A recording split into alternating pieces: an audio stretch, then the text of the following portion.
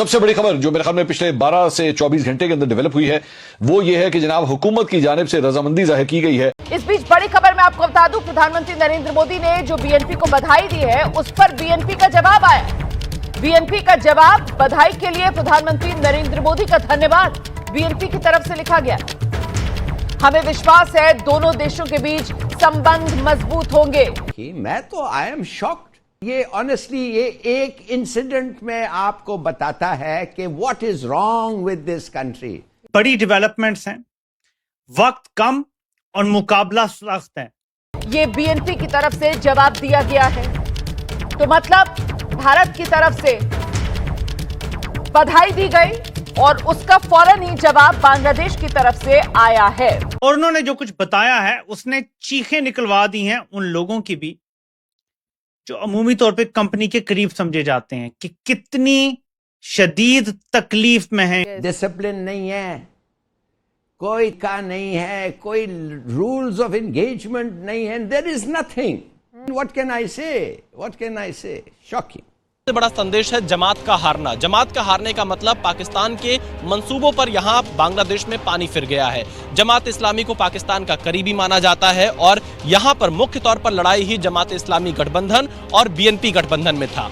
BNP गठबंधन ने बड़े अंतर से यहां पर जीत हासिल की है और इसके 3 प्रमुख पहलू हैं। पहला ये कि बांग्लादेश की महिलाएं और युवा वर्ग पूरी तरह से बीएनपी के साथ गया है, क्योंकि इन्हें इस बात का डर था कि जो कट्टर सोच जमात इस्लामी की है, कहीं अगर वो सरकार में आ गए तो बांग्लादेश के विकास पर असर पड़ सकता है। महिलाओं को अपनी आज़ादी का डर था कि अगर जमात इस्लामी सत्ता में आई तो उन्हें तमाम तरह के प्रतिबंध का सामना करना पड़ सकता है। और इस बात को बहुत सी महिलाओं ने बांग्लादेश में मुझे ऑफ रिकॉर्ड भी बताया, हमारे कैमरे पर इंटरव्यू में भी बताया कि जमात इस्लामी अगर सत्ता में आता है तो बांग्लादेश नीचे जा सकता है। और इसी डर की वजह से बांग्लादेश का एक बड़ा तबका बीएनपी के साथ गया। दूसरा, जो अवामी लीग के समर्थक थे वो जमात इस्लामी के साथ नहीं जा सकते थे। अवामी लीग चुनावी मैदान में नहीं था तो उन्होंने परिस्थिति जन्य बीएनपी का समर्थन किया है। तीसरा, जो बांग्लादेश के अल्पसंख्यक हिंदू हैं उन्होंने बीएनपी को एक तरफा वोट किया है जमात इस्लामी के खिलाफ। इंडिया है हमारे साथ, जो इतने सालों से दुश्मनी चल रही है, साथ आप ये कह रहे हैं, क्या 10 साल के अंदर हम कम बैक कर सकते हैं, हम कम्पीट कर सकते हैं उनके साथ, या वो बहुत आगे निकले? 10 साल के अंदर 10 सवाल ही पैदा नहीं पैदा सवाल ही पैदा नहीं। वो इस वक्त आपसे एक जनरेशन आगे जा चुके हैं। कितने खराब सूरत हाल में आगे, मतलब इस वक्त हर साल सिर्फ मुल्क बदलता है कि कौन सा मुल्क आगे निकल गया। तो अभी वो पिछला जो हमसे आगे निकला है वो बांग्लादेश था, और अभी आपको कुछ दिन के बाद जिस तरीके से हम चल रहे हैं खबरें आनी शुरू हो जाएंगी, अफगानिस्तान हमसे आगे निकलना शुरू हो गया। ठीक है ना। अभी एशिया कप में आपने ऐसी कुट खाई है इंडिया से कि दिल कर रहा था टीवी तोड़ दें। पाकिस्तान के पास क्या ऑप्शंस है? अब भारत बड़ी तैयारियों में है। नाजरीन, जो सबसे पहली खबर आपको बताऊंगा वो ये है जी, बाकायदा रो के, ये बात मैं खुदा से डर के ये कह रहा हूं कि आपने अपने जमाने में पता नहीं क्या कुछ किया था, जो किया था उसकी एक छोटी सी कुछ झलक आपको बताएंगे भी आज उसके हवाले से। लेकिन अभी आप जो रो रहे हैं, क्या वाकई कोई इस तरह की रीजन होगी? सब फड़े जानेंगे। खबर मिली है जनाब, ताजा तरीन खबर मिली है। ठीक है जी, थोड़ा सा आपको जरा ब्रीफली बताऊं क्योंकि इसकी वजह से आईएसआई के अंदर जो थल्ली पड़ी हुई है, जो मुझे पता चली है और क्या उसके एविडेंस है वो तो मैं बताऊंगा। कुल मिलाकर ये कहा जा सकता है कि बांग्लादेश में तारिक रहमान की वापसी से भारत के साथ रिश्ते बांग्लादेश के और ज्यादा सुधर सकते हैं। और बांग्लादेश की जनता लगातार हमारे इंटरव्यू में ये कह रही है कि बांग्लादेश की जो नई सरकार आ रही है वो भारत के साथ अपने संबंधों को बहुत बेहतर रखे। भारत एक परिवार जैसा है और कहीं ना कहीं जमात इस्लामी की इस हार से पाकिस्तान बुरी तरह से परेशान होगा। मोहसिन इजाज साहब, मैंने तो खुलासा बयान किया है, ये बताएं ना कैसा रहा इलेक्शन वहां पे, जोशो कैसा था और फिर क्या एक्सपेक्टेशन है इस इलेक्शन के नतीजे से? रेवोल्यूशन के बाद अपनी एक पॉलिटिकल पार्टी भी बनाई, नेशनल सिटीजन पार्टी, और उस नेशनल सिटीजन पार्टी ने अलायंस किया जमात इस्लामी के साथ।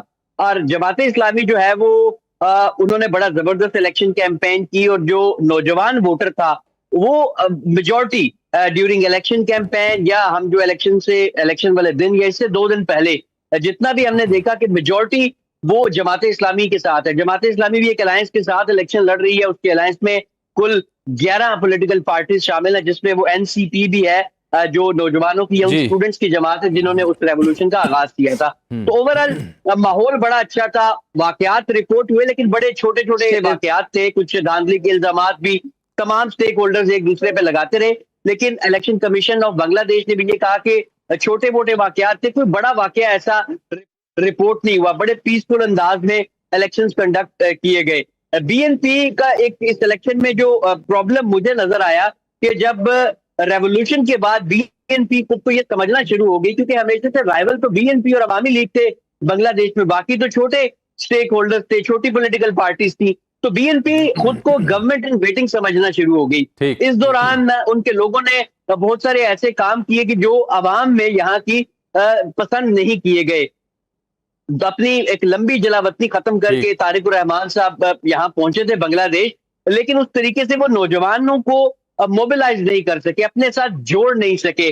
फिर जब ये उनके ऊपर उनकी पार्टी के ऊपर यानी भत्ताखोरी के इल्जाम भी लगे कि उन्होंने बहुत से लोगों के कारोबारों पे, मकानात पे कब्जे किए हैं, इस पर उन्होंने कुछ लोगों को पार्टी से भी निकाला, लेकिन फिर बहुत ज्यादा जो है वो वाज़ेह तौर पे इसके ऊपर कोई मीडिया पर या पब्लिकली बयानात नहीं दिए। तो एक नाराजगी वाला फैक्टर भी था लोगों का उनके साथ इस तरह के इल्जामात के बाद। लेकिन जमात इस्लामी ने जितना भी ये गेन किया है इस इलेक्शन में, ये पिछले 6-7 माह के अंदर किया है। अदरवाइज इससे पहले जमात इस्लामी आपको पता है। अच्छा मोहसिन, मैं देख रहा हूं अभी के जो इनिशियल ट्रेंड्स आ रहे हैं उसमें बीएनपी जो है यानी बांग्लादेश नेशनल पार्टी खालिदा जिया साहब वाली, वो 23 सीटों पे आगे है। नमस्कार दोस्तों, जय हिंद। दोस्तों एक बार फिर बांग्लादेश में पाकिस्तान की जबरदस्त हार हुई है। जी हाँ दोस्तों, जिस तरह से पाकिस्तान बांग्लादेश में मुस्लिम लीग अवाम पार्टी को सपोर्ट कर रही थी, आज उसी का कैंडिडेट सारे हार गए हैं। और वहीं पर जहां पर भारत फेयर इलेक्शन की बात कर रहा था और बांग्लादेश में जो भी हमारे हिंदू भाई हैं वो लोग जिसको सपोर्ट किए थे, आज वहीं जीत गया है। जी हाँ दोस्तों, आपने इस वीडियो में देखा कि किस तरह से पाकिस्तानी मुस्लिम अवाम लीग को सपोर्ट कर रही थी। वही पार्टी है जो दोस्तों कुछ समय पहले जब बांग्लादेश पाकिस्तान से अलग हो रहा था तो उसका भारी जोर विरोध किया था, और इस वक्त जो वहां पर स्टूडेंट प्रोटेस्ट किए थे वो भी उन्हीं के साथ थे, लेकिन जनता ने उन सभी को नकार दिया है और आज बीएनपी को एक बहुत बड़ी जीत हासिल हुई है।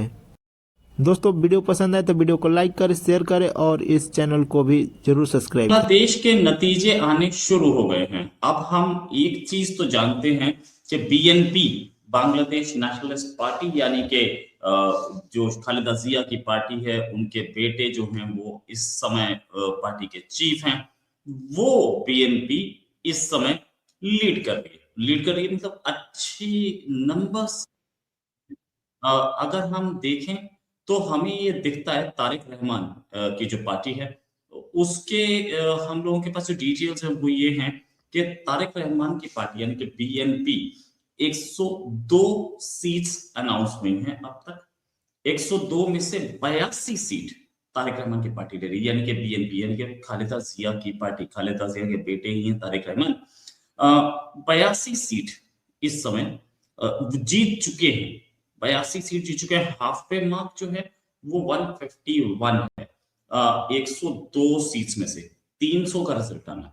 अगर ये 102 में से 82